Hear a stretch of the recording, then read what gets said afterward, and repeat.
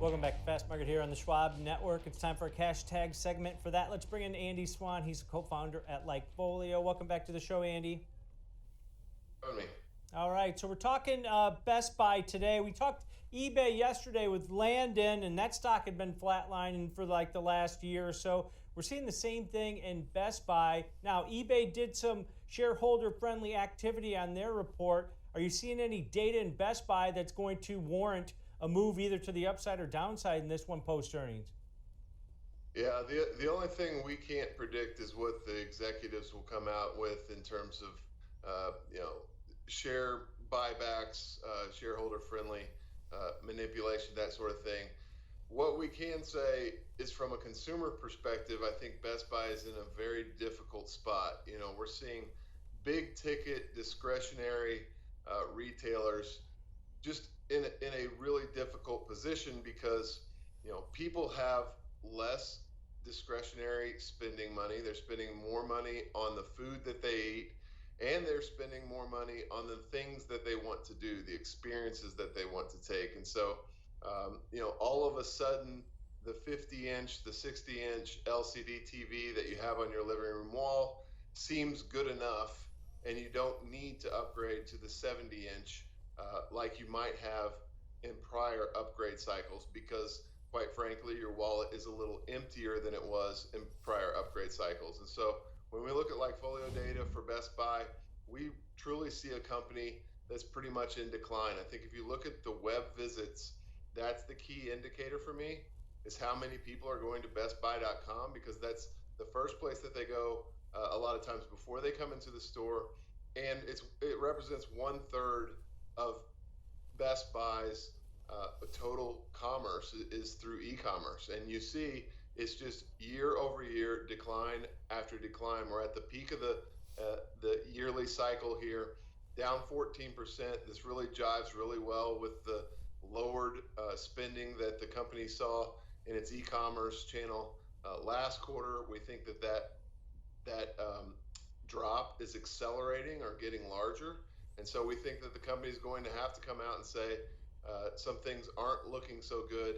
Their guidance probably won't be super rosy. We just think that the consumer is in a tough spot, and that puts companies, especially like Best Buy, which really count on that kind of middle of the road consumer that's ready to upgrade to something nicer. They really count on that customer, and that customer just doesn't have the money or the energy really to make that purchase right now.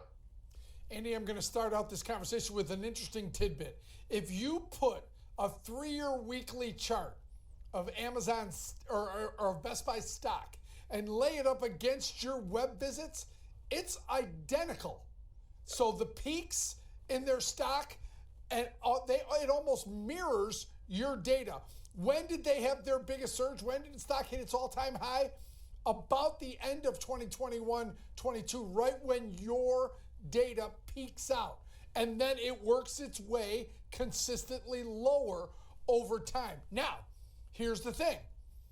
One thing you have to tip your hat to the Best Buy management. They control their costs. They control their headcount. They keep beating on earnings consistently.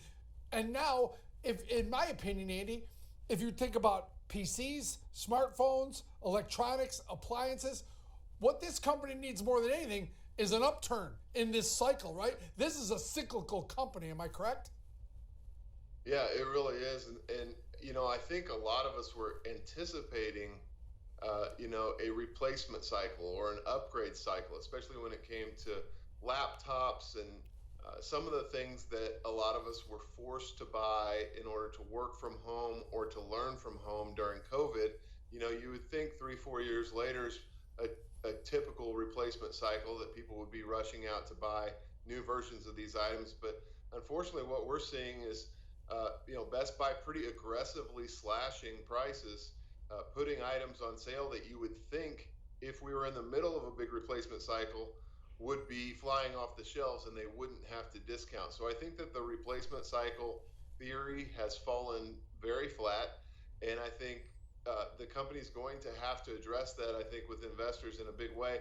One of the things I think Best Buy's really hoping for, the light at the end of the tunnel that they're just not seeing is something truly innovative from a product perspective. There's not really a huge reason for people to say, I need the new Apple iPhone, I need the new MacBook, I need the new laptop. Everything we have that we bought in 2021 or 2020 seems pretty good. The LCD on the wall at 60 inches seems pretty good. The laptop that I'm using that I bought 3 years ago seems pretty good. There's no compelling reason for me to go out and upgrade. So there's not really a really compelling reason for me to go to Best Buy instead of booking a cruise. Here's my take on this, Andy, and I think it's more competitive because, 10, 15 years ago, I was going to Best Buy, a couple times a month or something, whether it was, for an appliance or a computer or a new TV or a new sound system. Now I can get that other places. I can go to Costco. I can just order it online on Amazon. I can get it at Home Depot or Lowe's as far as appliances goes. Is that part of the problem is that, hey, Best Buy's had to match prices. That hurts your margins a little bit. That the competitive landscape doesn't equate to having your own individual, brick and mortar store along with that e-commerce side of it. Is that competition is the reason that your data's, starting to and continuing to fall? Yeah, I think that's also another huge, force that's working against Best Buy clearly is that, they can become the showroom for the rest of the world. And so you can go into Best Buy. If it's something that you're not sure you want, you can go into Best Buy and you can see it, up on a wall, or you can hold it and feel it. And then what do? You get on your phone and you see, can anybody ship this to my door for the same price or less than me having to walk out of the store today or to arrange delivery? And I think that's a big force that Best Buy, has done a pretty good job of overcoming. There were a lot of people that 6, 7 years ago were talking about showrooming killing Best Buy. So I think the company's been pretty agile. I think that the executive team has done a very, very good job of keeping this company afloat, keeping it profitable in the face of some significant headwinds. The only problem is we continue to see the headwinds picking up steam, and there's very few tailwinds at Best Buy's back. Earnings score real quick here for us, Andy. Yeah, we're bearish going into this report. We think that there's too much headwind to overcome unless the company can come up with something like a share repurchase program or something like that we can't predict. Well, which they might have. Who knows? Yeah. All right, great stuff. As always, thanks, Andy. Thank you. All right, that's Andy Swan, co-founder at LikeFolio, breaking down the data for us on Best Buy. He mentioned that if